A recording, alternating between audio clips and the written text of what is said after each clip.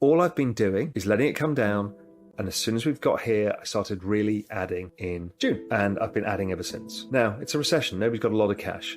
And nor do I. But I'm doing what I can because, every time you get here, the upside is 10, 20, 30x, depending what you're buying or where you are. And obviously, you'll get 1000x and whatever it is, random thing. I can't pick those things ever.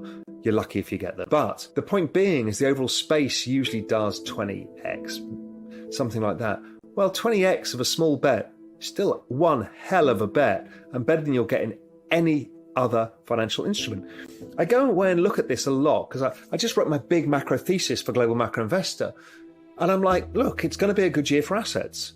And so 2023 will be a good year. It might be a bit volatile, but it'll be okay. And 2024 is probably really good. So I'm like, okay, so, I want to buy this, I want to buy that, and I want to buy... And then I just look at the charts of all of them versus ETH, and it just looks like it's going to outperform.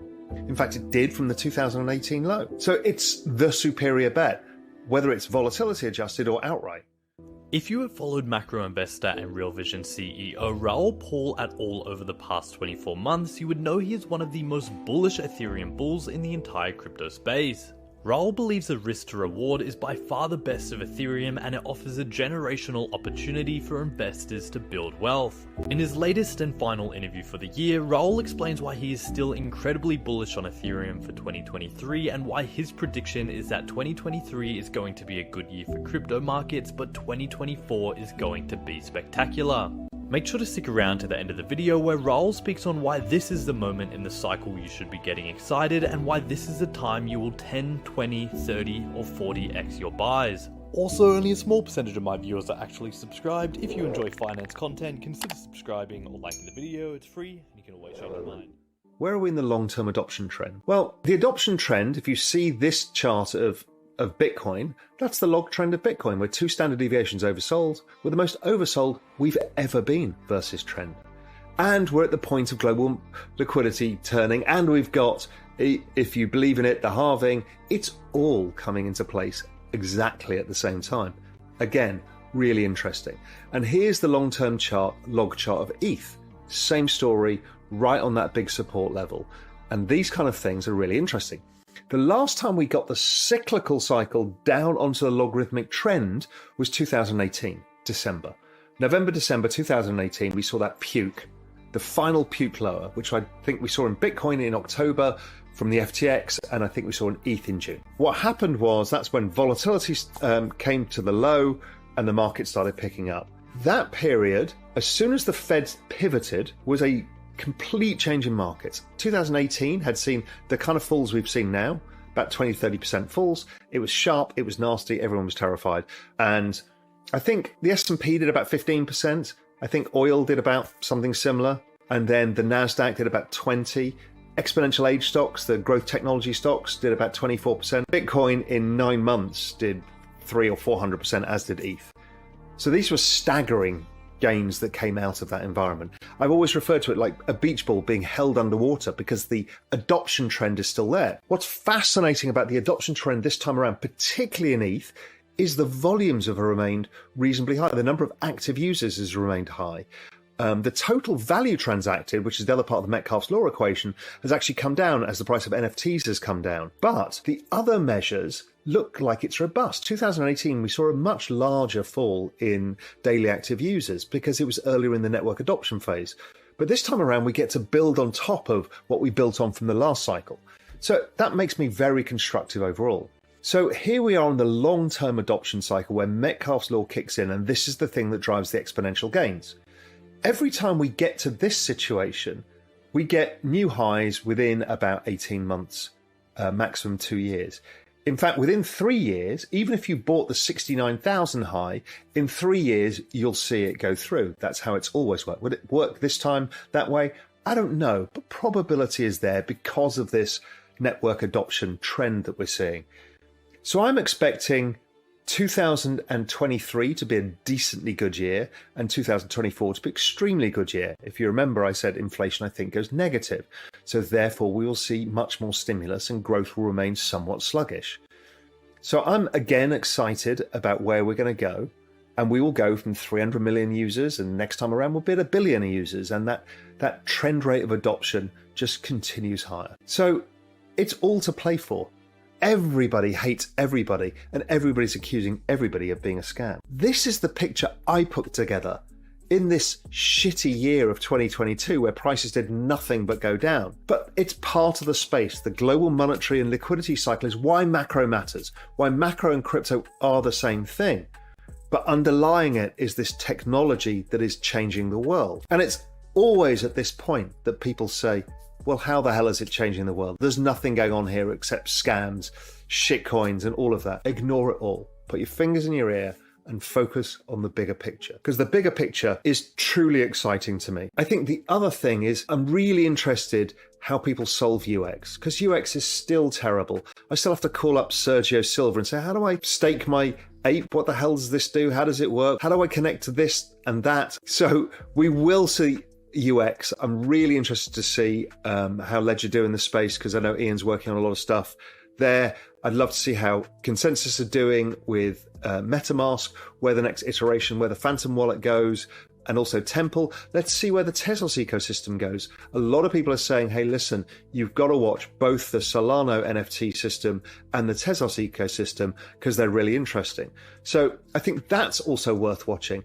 So I feel, I know it's weird, but I kind of get really excited when you've had the flush out, you've taken the pain, you've got the down cycle out of the way, because then you can get optimistic about the future. Now, I didn't sell any of my assets. I didn't switch them to stable coins. I learned the lesson from the last time around. So let me explain that lesson for those of you who don't know. As you know, I was in pretty early, 2013. I wrote the first ever macroeconomic strategy paper valuing Bitcoin back then too, and bought it at $200. And I put a decent sized position in. I'm like, this is the best risk reward I've ever seen in my life. I said, I think fair value is $1 million. And let's say Raoul's a total idiot by 90%. So therefore fair value is 100 grand. At $200, best risk reward I've ever seen in my entire career. So I bought it. Fucking genius. Raoul, you're a god. We're going to have that halo. Amazing. I rode it up. I had a long-term time horizon, 5 to 10 years. I rode it up. It went up 5x to 1,000. I was like, I really am a god. Look at me, I'm just the best investor in the world. Then it falls 85%. I'm like, oh, well, remember the long-term picture. And that's not flipping around from being a trade to being long-term. It was long-term when I defined it and long-term as it is now. So it comes all the way back down. I kind of get a bit bored, 2014. Then 2015, it starts basing and going up again. 2016, it's going up a lot. 2017, explodes. We get the forking wars, all sorts of complications. I'd already gone through, seeing bloody everything from Mt. Gox to Bitfinex to all sorts of stuff. So I'd gone through the wars, now the forking wars, the ICO boom, all sorts of shit going on. I'm like, I don't understand this. I'm going to take profits, 10x. And that was stupid because I actually traded against what I set the trade up to be, which was a long-term trade. Anyway, I've made 10x. Great. It went up another 10x after that. And I remember writing on Twitter, I got so much hate for selling out. And I'm like, listen, I don't mind if it goes up another 10x. I've made a lot of money in the trade. Everybody hated me. Then it collapsed. Then it collapsed down 85%, down the backside again. The monetary tightening going into 2018.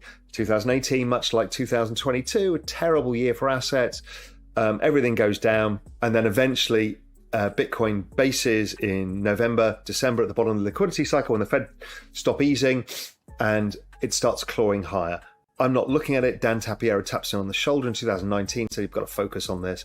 And I start to refocus, and I'm watching the chart pattern and eventually pull the trigger in March, April, May, June 2020 at great levels, and off we went to the races. So I traded brilliantly. I bought it at 200. I sold it at 2,000 or 2,500, whatever it was. I bought it back at the end of a bear market, but I bought it back averaging about. And then I rode it all the way back up and all the way down here. So I think I've done pretty well. And I switched to ETH right at the right point, made a lot of extra returns, huge amounts of extra returns. So I thought, Raoul, you've done a great job. And I thought, I wonder what I'd done if I just kept my initial bet in and done nothing else, never traded again. The answer, I would have done 5 times better. That was a shock to me. 5 times better. And I put massively more in June 2020 than I had in 2013. That's what really hammered home the final lesson about long-term trends. And then I thought, well, I also know this network adoption model, and I know this logarithmic trend, and I know this monetary tightening cycle. What happens if I just added the same position every time it got here to this point in the cycle? I'd have done 25 times better. So This is why I don't trade it. So all I've been doing is letting it come down. And as soon as we've got here, I started really adding in June. And I've been adding ever since. Now, it's a recession. Nobody's got a lot of cash, and nor do I. But the point being is the overall space usually does 20x, something like that. Well, 20x of a small bet, still one hell of a bet, and better than you'll get in any other financial instrument. I go away and look at this a lot because I just wrote my big macro thesis for Global Macro Investor. And I'm like, look, it's going to be a good year for assets. And so 2023 will be a good year. It might be a bit volatile, but it'll be okay. And 2024 is probably really good. So I'm like, okay, so, I want to buy this, I want to buy that, and I want to buy... And then I just look at the charts of all of them versus ETH, and it just looks like it's going to outperform. In fact, it did from the 2018 low. So it's the superior bet, whether it's volatility adjusted or outright. And I want the outright. I don't really care about the vol adjusted bet right now. I'm treating the whole lot as an option. And again, just to confirm, I don't use leverage. If I do, it's not naked leverage. I occasionally will buy options because then you can only lose your premium. So anybody who gives me bullshit about, well, you went maximum long ETH at the top. Yeah, I did, using options, 5%. The market moves more than 5% a day. It's cheap as chips. So that's why I did that trade. I don't use leverage. I don't yield. I don't do any yield. I do a little bit of staking, but I don't like it because you're trading liquidity. And I've got income. So I don't risk more than I can lose. I've got assets, I've got a house and, all of that kind of stuff. So it's really, you need to find your risk tolerance profile. For me, I've got income, excess income goes into this. As simple as that. That is my focus. I still think it's the best bet the world has ever been given. So far, it's the best performing asset in all recorded history. And I don't think that trend changes until we get to saturation of the network. And it's taken bloody Amazon, Google, all of those guys, 2 decades, and they still haven't got to saturation of the network. So I don't think this will be a quick process either. And the gains will be long. If I look at those kind of technology stocks, they've had something like 30 to 50% year-on-year annualized gains. Crypto's been doing about 100 and something. Again, it's twice the speed of anything we've ever seen. Now, that AI, the GPT chatbot thing, that's gone from 0 users last Wednesday to 1 million users by Sunday. I think that AI is going to be fast. Emad's got the tiger by the tail there. But we can't participate in that. Yeah, we can play around with it, but we can't make money from it. But crypto is that. It is that asset. So it has been a shitty year. People are angry, confused, because many people came in late. People came in at higher prices. People believed that the markets only went up.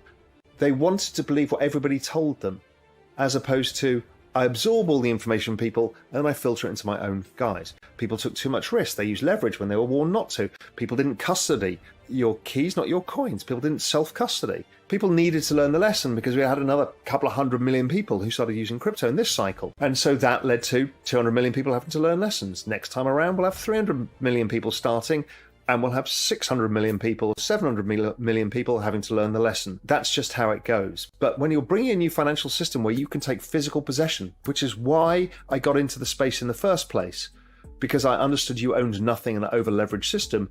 And if you could self-custody your own asset, and it's a digital asset that nobody could fuck with, then you've got something amazing. If you can then build an entire system of value on top for the entire internet, and a recorded ownership of anything, including IP, content, everything, then that is a gigantic idea. That still holds. So just use it. It's not that difficult to do.